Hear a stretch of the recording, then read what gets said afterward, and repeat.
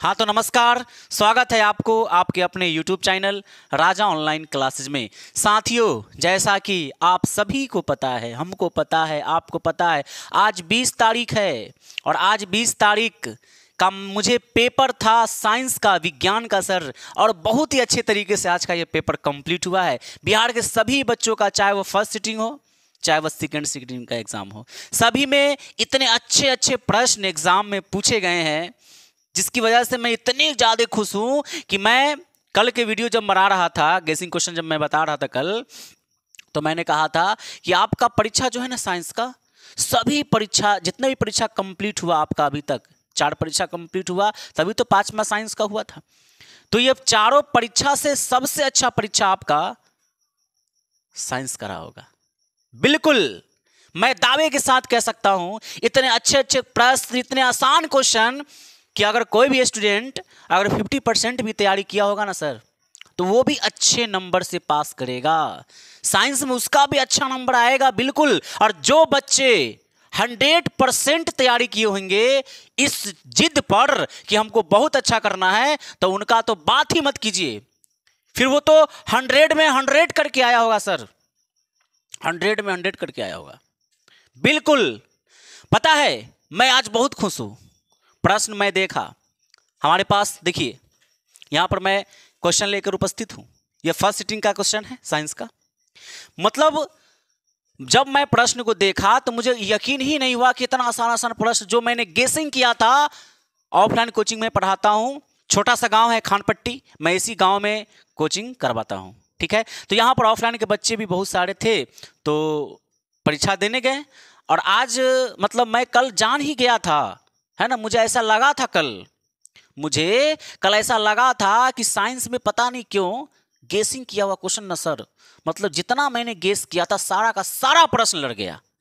Objective से लेकर subjective तक, चाहे 2 नंबर वाला हो, चाहे 5 नंबर वाला हो, चाहे 6 नंबर वाला हो, चाहे 1 नंबर वाला हो, सबका सब प्रश्न यहाँ पर टकराया है सर। मैं ऑफलाइन कोचिंग पढ़ाता हूँ ना, यहाँ के बच्चों से मैं बात किया तो उनका कहना था कि सर मतलब जितना मैं पढ़ के गया ना, टोटल का टोटल क्वेश्चन टकरा गया सर एग्जाम में, और अच्छे तरीके से लिख कर आया है। एक बच्चे से मैंने बात की, उनका कहना था, सुनिएगा ध्यान से, कि सर इतना आसान क्वेश्चन था ना, इतना आसान कि मन तो कर रहा था 80 में 80 ऑब्जेक्टिव कंप्लीट कर दें।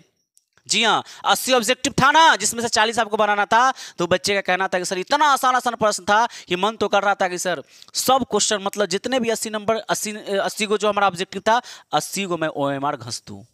लेकिन ना बाबा ना, ऐसा तो नहीं करना था, 40 ही करना था ना, इतना ज्यादा। और उससे भी ज्यादा मुझे प्राउड इस बात की है कि एक बच्चे से बात हुई तो उसका कहना था कि सर मैं बनाकर प्रश्न को सॉल्व करके, हल करके, जवाब को लिखकर मैं 50 मिनट तक सर बैठा रहा, 50 मिनट तक मैं बैठा रहा था।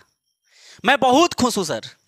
पता है प्रश्न क्या है? देखिए, ओजोन क्या है, इसके महत्व को बताइए। कितना सिंपल क्वेश्चन है। अब जो बच्चे साफे नहीं पढ़ेंगे उनका तो सर कुछ नहीं हो सकता ना। DNA आनुवंशिकता का आधार है कैसे, हार्मोन क्या है, पुष्पों में दल पत्रों का क्या कार्य है, पर्यावरण क्या है, ग्लाइकोलाइसिस क्या है, पोषण की परिभाषा, परागकण किसे कहते हैं, ये बताइए। कि ये सारे प्रश्न कितना इजी क्वेश्चन है। वर्षा जल के संचयन के लाभ का संक्षिप्त विवरण दीजिए। कितना आसान क्वेश्चन है ये, दीर्घ उत्तरीय था, ठीक है। साइनी और कूलर नोड क्या है, ये आपसे पूछ लिया गया था। जीव विज्ञान का ये 2 नंबर पे क्वेश्चन था। सहसंयोजक बंधन केमिस्ट्री का। अयस्क क्या है, रासायनिक समीकरण को संतुलित क्यों किया जाता है। अम्ल का जलीय विलयन विद्युत का संचालन क्यों करता है।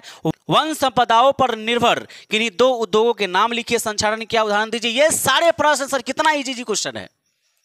ये फर्स्ट सिटिंग का है सर जी, बहुत ज्यादा इंपॉर्टेंट क्वेश्चन नहीं था, आसान प्रश्न था। और उम्मीद करते हैं कि आप सभी लोग अच्छे तरीके से जवाब लिखेंगे 100 में, और सबसे अच्छा पेपर आपका यही गया होगा साइंस का। सूर्य की ऊर्जा का स्रोत क्या है, वर्णन कीजिए। भाई एक अवतल दर्पण के लिए सिद्ध कीजिए दर्पण सूत्र, है ना, दर्पण सूत्र 1/b + 1/u = 1/f सिद्ध करने के लिए आता है। और अच्छे तरीके से जो बच्चे को सिद्ध करने आता रहा होगा, छोड़ेगा इसको? नहीं छोड़ेगा। ओम के नियम में कौन सी राशि अचल रहती है? जब ताप कण नियत रहते हैं तो इसकी व्याख्या करनी थी। चुंबकीय क्षेत्र रेखाओं के किन्हीं 2 उपयोगों को लिखिए। देखिए, अवतल दर्पण के 3 उपयोग लिखिए, है ना। प्रकाश का प्रकीर्णन क्या है? अनवीकरणीय ऊर्जा स्रोत क्या है? इसके उदाहरण दीजिए। 2 मीटर फोकस दूरी वाले किसी अवतल लेंस की क्षमता ज्ञात कीजिए। बताइए ये प्रश्न क्यों नहीं बनेगा? क्यों नहीं बनेगा? ऑब्जेक्टिव का क्वेश्चन क्या है? घरेलू विद्युत परिपथ में उदासीन तार का रंग कैसा होता है, ये बताइए, है कि नहीं है? यहां पर क्या लिखा है? किस युक्ति में विभक्त वलय दिक् परिवर्तक का कार्य करती है? कितना आसान प्रश्न था। इंद्रधनुष रंगीन क्यों होता है? सौर ऊर्जा को सीधे विद्युत ऊर्जा में बदलने वाली युक्ति को क्या कहते हैं? सर, आपके पास ये पेपर है, मैं सब क्वेश्चन को पढ़ने का प्रयास नहीं कर रहा, बशर्ते मैं सिर्फ इसलिए पढ़ रहा हूं ताकि साइंस का जो ये एग्जाम था ना, बहुत ही ईजी एग्जाम था। और मैं ऐसा उम्मीद किया था, मैं कल की वीडियो में गॉड से प्रार्थना किया था कि साइंस का पेपर बहुत अच्छा सर हो, बहुत अच्छा हो, है ना। और वही हुआ सर। मैं बहुत ही तहे दिल से गॉड को जो है धन्यवाद देता हूँ कि गॉड ने मेरी बातों को सुना और उन पर जो है बच्चों के लिए ये सब कुछ हुआ है। बिहार के सभी बच्चे अच्छे रिजल्ट प्राप्त करें, मैं ऐसा कामना करता हूँ। उनके पड़ोसी, उनके रिश्तेदार, उनके माँ बाप, उनका टीचर, सबका ये रिजल्ट का इंतज़ार होता है, सभी का, पड़ोस का, आपके मित्र का, आपके दोस्त के दोस्त का, आपके सबसे ज़्यादा टीचर को होता है सर। टीचर इसी लालच में तो पढ़ाता है आपको, उनको पैसे का लालच नहीं है। टीचर सिर्फ इसी लालच में पढ़ाता है कि मेरा पढ़ाया गया बच्चा बहुत अच्छा करे सर। टीचर को यही लालच है, उनका रिजल्ट अच्छा आ जाए, सबसे बड़ी खुशी यही है। और ऐसा मैं मान सकता हूं कि जैसा क्वेश्चन यहां पर पूछा गया था विज्ञान में, हमको नहीं लगता है कि सर 90+ जो बच्चा बढ़िया से पढ़ा होगा, ईमानदारी से 100% पढ़ाई किया होगा, उसको 90 सर नहीं टूट सकता है प्रैक्टिकल में, जो इधर उधर कर ले। लेकिन यहाँ पर जो जवाब लिखा होगा ना, उसको अच्छा से नंबर आया होगा। एम्पियर की परिभाषा दीजिए, बताइए। कितना आसान प्रश्न था सर। चलिए, आपका एक पेपर और बाकी है, 500 नंबर का पेपर कंप्लीट हुआ है। एक पेपर और है आपका लैंग्वेज का, यानी इंग्लिश भाषा है, ये अंग्रेजी का पेपर होने वाला है आपको, है ना। तो एक विषय और बाकी है, उसका तैयारी भी करके ही आपको एग्जाम देना है। ऐसा नहीं कि बस उठे और चले गए, क्योंकि उसका नंबर नहीं जुड़ता है। तो बिहार के अधिकतर बच्चे यही चक्कर में रहते हैं कि इंग्लिश का तो नंबर जुड़ने का नहीं है, क्यों जाए तैयारी करने भाई फोकट का, थोड़ा आराम कर लेते हैं, 5 दिन बहुत मेहनत हुआ है ना। ऐसा नहीं सोचना है।